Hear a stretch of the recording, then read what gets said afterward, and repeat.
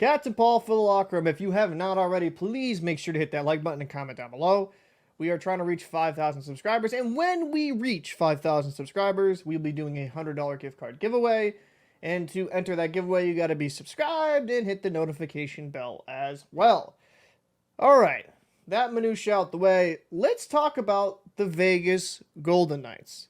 This is a team that went on a tremendous run. Will they be able to repeat as Stanley Cup champions? I'll be doing a little bit of a preview. They are currently $4.148 million over the cap. Let's look at the Vegas Golden Knights as this roster, right? You got Barbashev and Eichel and marchessault. Eichel, he was dominant in that postseason. That guy was phenomenal, and it's like we're seeing the Jack Eichel that we thought coming out of college. Right, this guy is a fantastic player, has all the tools. Some Buffalo Sabre fans might be kicking themselves, but I mean, with how Buffalo is looking right now, they're going to be a very good team here this year. But Jack Eichel, it's so good to see him come back from a very serious neck injury and just light it up. He was extremely dominant. And when you watch him closely game by game, his puck possession and his playmaking ability, maybe it's not a one-for-one comparison. It does remind me a bit of Joe Thornton in his prime. But yeah, I really like this first line. Second line, you got Stephenson, Howden, and Stone. Stone is a remarkable player when healthy. Now, I do worry about Stone being able to maintain and be healthy due to a few injuries piling up. Not really his fault, just the style of his way he plays. He's a great two-way player. But if Stone can be healthy, I expect him to be around 70, 60, 70 points. This guy has the potential to be over a point per game when everything's clicking.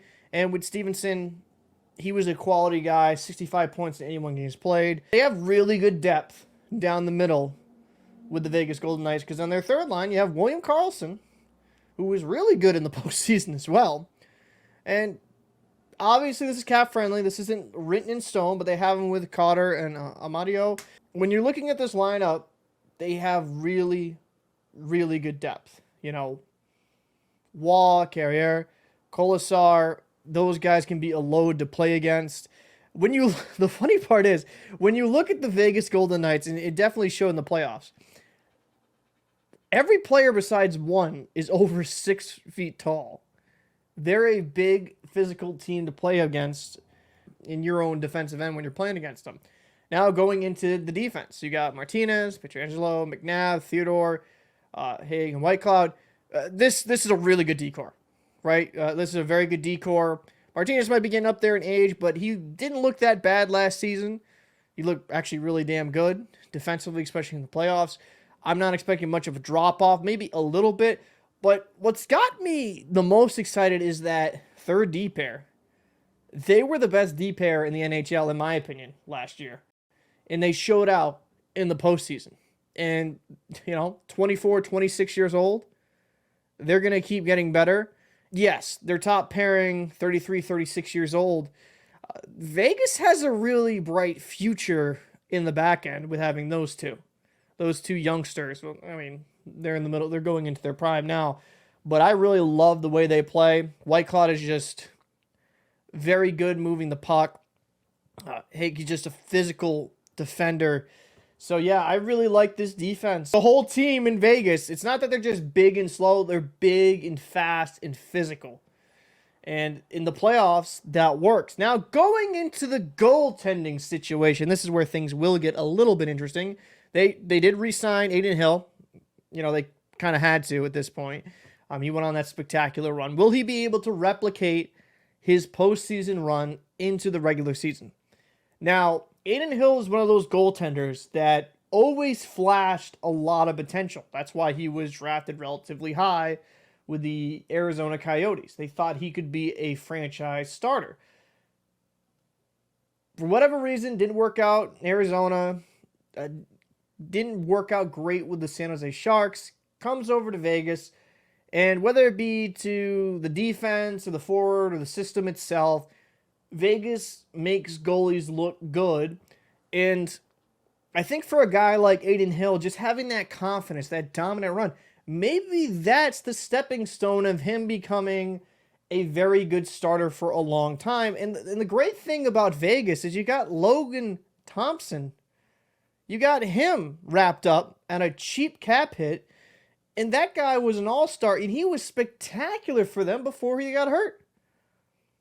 So with Vegas, they have good offense, great defense, good goaltending, borderline great, actually, if Adin Hill can live up to the postseason run he was on.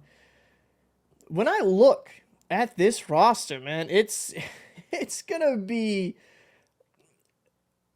kind of scary in this regard. You have a team this talented, and with some of the young core, like some of the core being pretty damn young, the Knights are in a situation they can be competitive, not just last year, this year, for the next few years. Now, they have a few older players. I'm not disregarding that completely, but that's more on the back end. And with those two young third pairing, with that young third pairing who has the potential to be in the top four, in my opinion, Vegas is sitting pretty damn pretty. So where do I think they will finish? Do I think they could repeat, actually, should I say that? You know, people look at the Edmonton Oilers, but to me, I'm not sure of their goaltending situation. The Vegas Knights have proven to me they can win in these hard-fought series. Do I think the Vegas Golden Knights can repeat? Absolutely. They didn't really lose much. They have pretty much everybody returning. And I think with a goaltender like Adin Hill, not to batter this point home,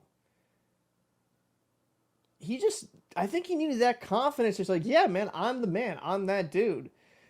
And maybe that's a stepping stone. And even if Adin Hill just comes back down to regulars around a 915, you still have a guy in Logan Thompson who was an all-star that I think has a high ceiling as well.